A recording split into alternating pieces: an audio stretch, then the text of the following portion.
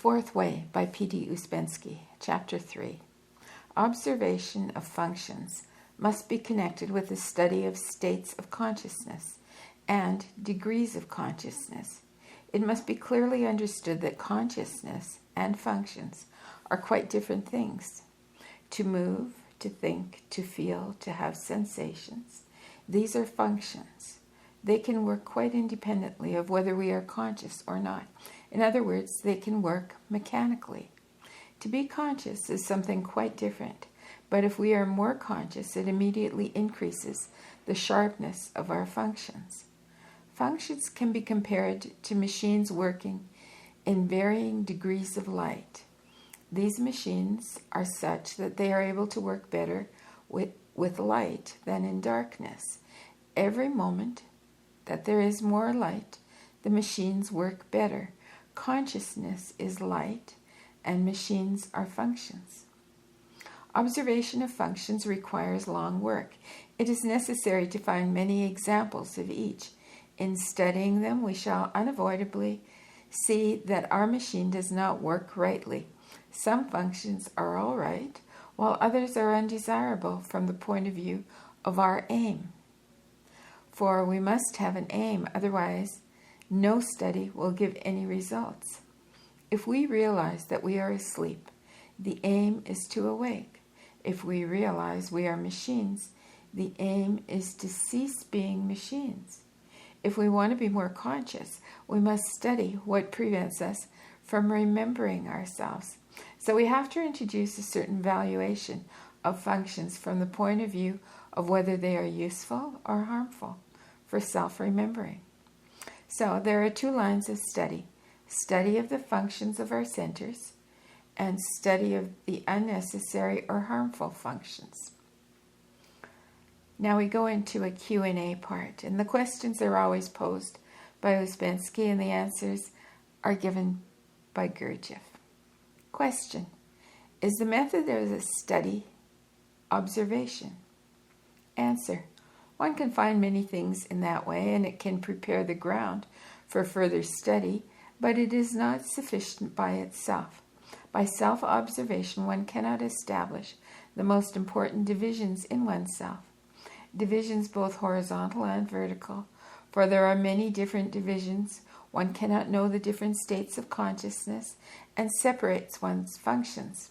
One must know the chief divisions, otherwise one will make mistakes and will not know what one observes. Man is a very complicated machine. He is really not a machine, but a big factory consisting of many different machines, all working at different speeds with different fuels in different conditions. So it's not only a question of observation, but a question of knowledge.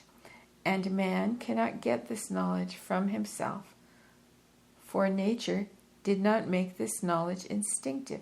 It has to be acquired by the mind. Instinctively, man can know what is sweet or sour and similar things, but instinctive knowledge ends there. So man must learn, and he must learn from somebody who has learned before him. So you make a serious effort to observe functions for yourself. You realize that ordinarily, whatever you do, whatever you think, whatever you feel, you do not remember yourself.